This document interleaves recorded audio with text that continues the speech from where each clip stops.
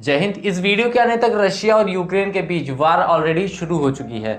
अब यूक्रेन एक छोटा देश है तो ज़्यादातर सभी की सिंपैथी यूक्रेन की ही तरफ है, लेकिन इस वीडियो को देखने के बाद आपको सारी सच्चाई मालूम पड़ जाएगी। यहाँ रशिया की असली लड़ाई यूक्रेन से नहीं बल्कि यूएस से है। यूक्रेन तो सिर्फ एक बिचौलिया बनकर बीच में बैठा हुआ है और उसी को ये सारी चीजें झेलनी पड़ रही हैं। और ये जो सारा गेम है वो पावर, लैंड और इन्फ्लुएंस का है, यानी वर्चस्व की लड़ाई। तो आज की इस वीडियो में मैं आपको यूक्रेन और रशिया के बीच चल रहे कॉन्फ्लिक्ट के बारे में समझाने की कोशिश करूंगा। शुरू से शुरू करते हैं। साल 1991 से पहले यूक्रेन भी रशिया का ही पार्ट हुआ करता था, लेकिन साल 1991 में जब यूएसएसआर का डिवीजन हुआ तो यूक्रेन भी इससे अलग होकर एक इंडिपेंडेंट कंट्री बन गया। लेकिन अभी भी यूक्रेन की सरकार रशिया के ही नक्शे कदम पर चलती थी, लेकिन वहां के लोग ऐसा बिल्कुल भी नहीं चाहते थे कि रशिया उन पर दबाव बनाए रहे। वे सही मायने में इंडिपेंडेंट बनना चाहते थे और इसी वजह से यूक्रेन 2008 में कहता है कि हम नेटो के मेंबर बनेंगे। नेटो यानी North Atlantic Treaty Organization. NATO एक मिलिट्री अलायंस है, यानी अगर किसी भी नेटो मेंबर कंट्री पर कोई बाहरी देश आके हमला करता है तो उन सभी नेटो मेंबर कंट्रीज पर हमला माना जाएगा। इस समय टोटल 30 कंट्रीज नेटो के मेंबर्स हैं, 2 अमेरिकन कंट्रीज और 28 यूरोपियन कंट्रीज इसका हिस्सा हैं। नेटो और रशिया के बीच रिलेशन बिल्कुल भी अच्छे नहीं है और रशिया चारों ओर से नेटो कंट्रीज से घिरा हुआ है। रशिया हमेशा से ही यूक्रेन को अपना हिस्सा मानता है, तो रशिया ये बिल्कुल भी नहीं चाहता कि यूक्रेन भी नेटो का मेंबर बने। ऐसे में अगर यूक्रेन नेटो में शामिल होता है तो अमेरिका नेटो का एक एक्टिव मेंबर होने के नाते अपनी मिसाइल्स और मिलिट्री को रशिया और यूक्रेन के बॉर्डर पे सेटअप करेगा, जिससे वह कभी भी चाहे तो रशिया पर हमला कर सकता है। अब 2021 में एक बार फिर यूक्रेन कहता है कि हम नेटो में शामिल होना चाहते हैं। ऐसे में रशिया कुछ बड़े देश जैसे अमेरिका और यूके के प्रेसिडेंट से बात करते हैं और कहते हैं कि यूक्रेन नेटो में शामिल नहीं होगा। लेकिन जब यूक्रेन और नेटो एक दूसरे से जुड़ने के लिए राजी हैं तो पुतिन कैसे इस चीज को रोक सकता है?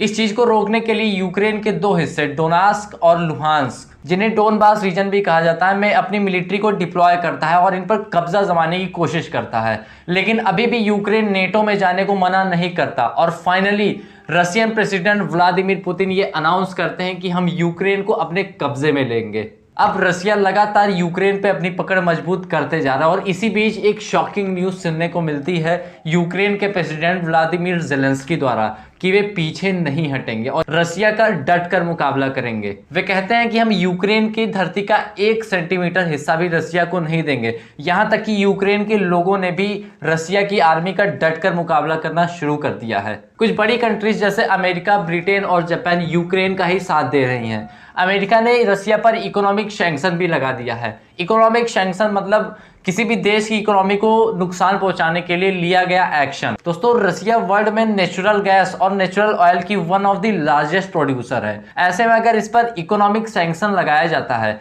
तो इसके ऑयल्स और गैसेस बिक नहीं पाएंगे, जिससे इसकी इकोनॉमी नीचे आ सकती है। यहाँ पर अमेरिका की चालाकी आपने जरूर नोटिस करी होगी दोस्तों, बिना वार में हिस्सा लिए ही रशिया को हिट कर रहा है। यहाँ पे इंडिया के स्टैंड की अगर मैं बात करूँ तो इंडिया के रिलेशन यूक्रेन और रशिया दोनों से ही अच्छे हैं। तो अगर इंडिया यूक्रेन का साथ देता है तो रशिया के साथ रिलेशन खराब हो जाएंगे, और अगर रशिया का साथ देता है तो यूक्रेन के साथ साथ अमेरिका के साथ भी रिलेशन खराब हो जाएंगे। इसीलिए इंडिया भी न्यूट्रल ही है। हालांकि वहां फंसे मेडिकल स्टूडेंट्स को सही सलामत इवैक्यूएट कर लिया गया है। अमेरिका के साथ साथ नेटो की सभी 30 कंट्रीज यूक्रेन के ही फेवर में है, जबकि आर्मेनिया, बेलारूस, चाइना और क्यूबा रशिया के साथ हैं। अब यहाँ पे एक और चीज मैं जरूर मेंशन करना चाहूंगा दोस्तों कि कोई भी कंट्री ऐसा नहीं चाहती कि वो वार करे। इससे सिर्फ खून खराबा ही होता है, लोगों की जानी जाती हैं और मिलता कुछ नहीं। तो इस लड़ाई को रोकने के लिए या तो यूक्रेन के फेवर में सभी कंट्रीज को अच्छे से लड़ना पड़ेगा या तो यूक्रेन को ही सरेंडर करना पड़ेगा। उम्मीद है दोस्तों वीडियो की जानकारी पसंद आई होगी। वीडियो पसंद आए हो तो वीडियो को लाइक करें और चैनल को सब्सक्राइब करें।